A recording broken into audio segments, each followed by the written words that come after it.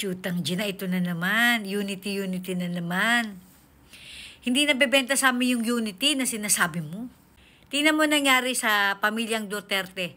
Tingnan mo nangyari kay PRD, kay Sara.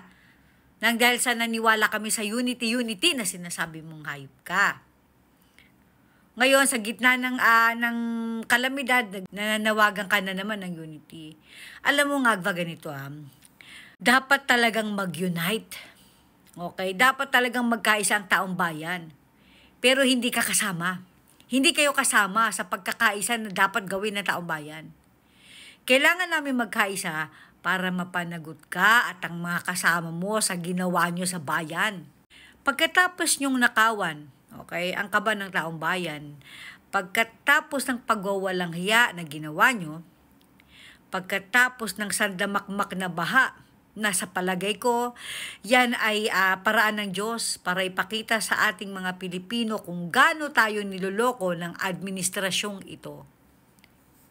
Mananawagan ka, unity. Nung ninakaw nyo, nung niloko nyo, yung sinira nyo ang tiwala ng taong bayan sa pamamagitan ng pagkakaisa nyo, diba? Naubusin ang laman ng kaba ng bayan.